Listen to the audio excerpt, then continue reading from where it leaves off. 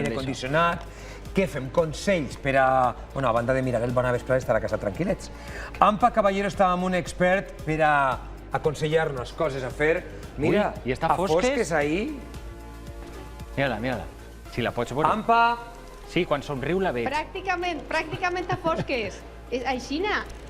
És que el primer consell, el primer i més bàsic, és això, pràcticament estos dies de molta calor, doncs tindre les persianes, les mallorquines, pràcticament baixades, que no entre res de sol. Perquè què passa, José? El problema és això, si deixem entrar el sol, deixem entrar la calor de fora cap a dins. Exacte. És bàsic. Exacte. Sí, moltes gràcies y buena vesprada.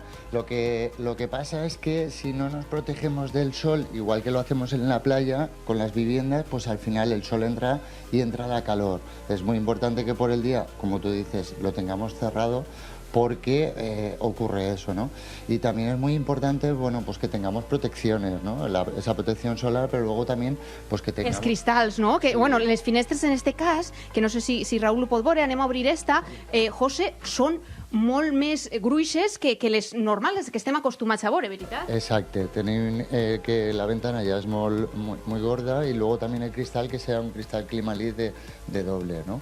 Y aparte de eso, porque la ventana al final es la zona más sensible de lo que es la pared por el tema de la temperatura, pero también las paredes, ¿no? Es muy importante también que estas paredes, pues bueno, pues estén bien aisladas. Tinguen un aïllament, perquè no sé si es notarà, però que són com si fos d'una casa més antiga, que no una moderna, no? Són més gruixudes, també, no?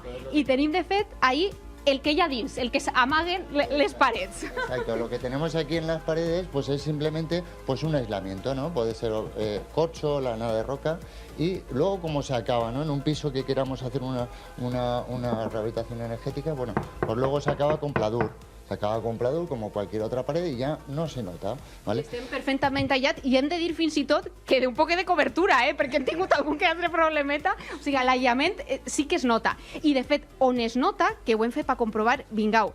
Mireu ara mateix fora, no? Teníem la temperatura, és quasi, estem ja als 35 graus, vale? Hem obert i ha corret un poc d'aire, i dins què tenim? La diferència, mireu. Ahí la tenim. Dóna-li a la llumeneta. José, on estava?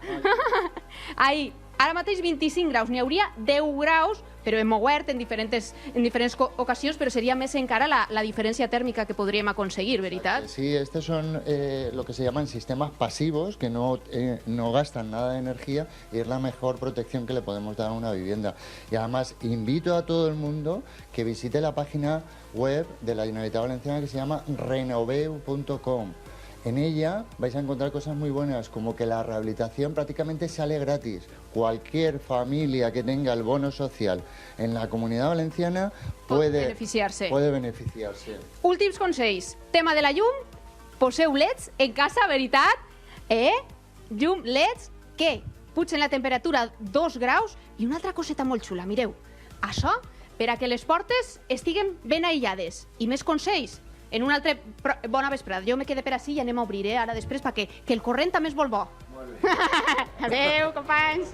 Absolutament. Pim, pam, pum, ens ha fet un grapat de consells per evitar la calor. I